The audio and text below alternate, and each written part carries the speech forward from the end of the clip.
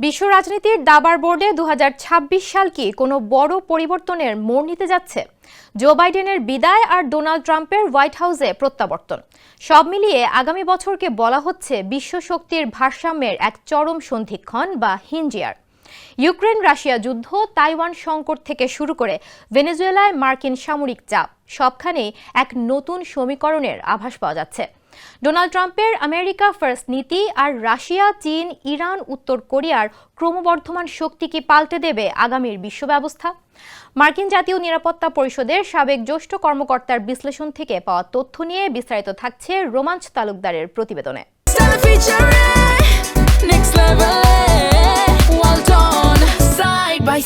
Fridge 2025 সাল ছিল পরিবর্তনের বছর, কিন্তু 2026 সাল হতে যাচ্ছে বিশ্ব রাজনীতির এক চরম সন্ধিক্ষণ বা হিঞ্জ ইয়ার। মার্কিন জাতীয় নিরাপত্তা পরিষদের সাবেক জ্যেষ্ঠ কর্মকর্তা এবং সিএনএনের বৈশ্বিক বিষয়ক বিশ্লেষক ব্রেট এইচ ম্যাকগার্গের সাম্প্রতিক এক বিশ্লেষণ এমনটাই ইঙ্গিত দিচ্ছে। জো বাইডেনের বিদায় এবং ডোনাল্ড ট্রাম্পের প্রত্যাবর্তনের পর বিশ্বজুড়ে যে অস্থিরতা ও নতুন সমীকরণ তৈরি হয়েছে তার চূড়ান্ত রূপ দেখা যেতে পারে আগামী বছর। বর্তমানে ক্যারিবিয়ান অঞ্চলে স্নায়ুযুদ্ধের পর যুক্তরাষ্ট্রের সবচেয়ে বড় সামরিক উপস্থিতি লক্ষ্য করা যাচ্ছে। ডোনাল্ড ট্রাম্প ভেনেজুয়েলার মাদুরো সরকারকে ক্ষমতাচ্যুত করতে যে অনড় অবস্থান নিয়েছেন তাকে বলা হচ্ছে ট্রাম্প কারোলারি। এটি মূলত 1823 সালের বিখ্যাত মনরো ডকট্রিনের একটি আধুনিক ও কঠোর সংস্করণ। 2026 সালে যদি মাদুরো ক্ষমতায় টিকে থাকেন তবে ট্রাম্পের এই প্রভাব চ্যালেঞ্জের মুখে পড়বে, আর যদি পতন ঘটে তবে পশ্চিম গোলার্ধে মার্কিন আধিপত্য এক নতুন উচ্চতায় পৌঁছাবে। ইউক্রেন ও তাইওয়ান সংঘাত নতুন মোড় নিয়ে 2026 সালে ইউক্রেন যুদ্ধ পঞ্চম বছরে পদার্পণ করবে। পুতিন যখন দীর্ঘমেয়াদী যুদ্ধের মাধ্যমে ইউক্রেনের মনোবল ভাঙার চেষ্টা করছেন, ট্রাম্প তখন একটি শান্তি চুক্তির মাধ্যমে যুদ্ধ শেষ করতে চান, যেখানে ইউক্রেনকে হয়তো তার ভূখণ্ড ছাড়তে হতে পারে। অন্যদিকে তাইওয়ান ঘিরে দানা বাঁধছে বড় সংকট। 2027 সালের মধ্যে চীন সামরিক অভিযানের জন্য প্রস্তুত হচ্ছে বলে গোয়েন্দা প্রতিবেদনে উঠে এসেছে। তাইওয়ান সংকটের ফলে বিশ্ব অর্থনীতিতে প্রায় $10 ট্রিলিয়ন ক্ষতি হতে পারে বলে আশঙ্কা করা হচ্ছে। এ অবস্থায় ট্রাম্পের $11 বিলিয়ন অস্ত্র বিক্রির সিদ্ধান্ত বেইজিংয়ের সাথে সম্পর্কের টানাপোড়েনকে কোথায় নিয়ে যায় এখন সেটাই দেখার বিষয়।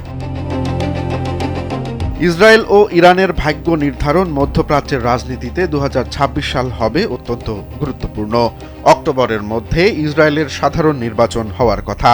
নেতানিয়াহুর বর্তমান উগ্র ডানপন্থী জোট যদি ক্ষমতায় টিকে থাকে তবে আরব দেশগুলোর সঙ্গে শান্তি প্রক্রিয়ার ভবিষ্যৎ অনিশ্চিত হয়ে পড়বে। অন্যদিকে ইরান বর্তমানে ইতিহাসের সবচেয়ে দুর্বল অবস্থানে রয়েছে। তার প্রক্সি বাহিনী হিজবুল্লাহ, হামাস বিধ্বস্ত, অর্থনীতি বিপর্যস্ত এবং সর্বোচ্চ নেতা আলী খামেনির উত্তরসূরি নিয়ে ধোঁয়াশা রয়েছে। আগামী বছর ইরানের অভ্যন্তরীণ অস্থিরতা বা বড় কোনো সামরিক সংঘাতের আশঙ্কা উড়িয়ে দেওয়া যাচ্ছে না।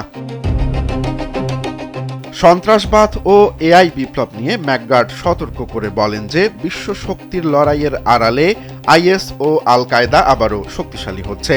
সাম্প্রতিক সময়ে অস্ট্রেলিয়া ও যুক্তরাষ্ট্রে সন্ত্রাসী হামলার ষড়যন্ত্র তারই প্রমাণ। পাশাপাশি প্রযুক্তি বিশ্বে এআই রেস বা কৃত্রিম বুদ্ধিমত্তার লড়াই এখন অস্তিত্বের লড়াইয়ে পরিণত হয়েছে। চীনের নতুন এআই মডেল ডিপসিক মার্কিন আধিপত্যকে কাঁপিয়ে দিয়েছে। 2026 সালে এই প্রযুক্তিগত শ্রেষ্ঠত্বই নির্ধারণ করবে কে হবে আগামীর বিশ্বনেতা। সব মিলিয়ে 2026 সাল হতে যাচ্ছে এমন একটি বছর যা নির্ধারণ করে দেবে আগামী এক দশকের বিশ্ব ব্যবস্থা। ট্রাম্পের আমেরিকা ফার্স্ট নীতি এবং রাশিয়া, চীন, ইরান, উত্তর কোরিয়ার ক্রমবর্ধমান অক্ষ শক্তি বিশ্বকে এক নতুন মেরুকরণের দিকে ঠেলে দিচ্ছে। রোমাঞ্চ তালুকদার, কালবেলা।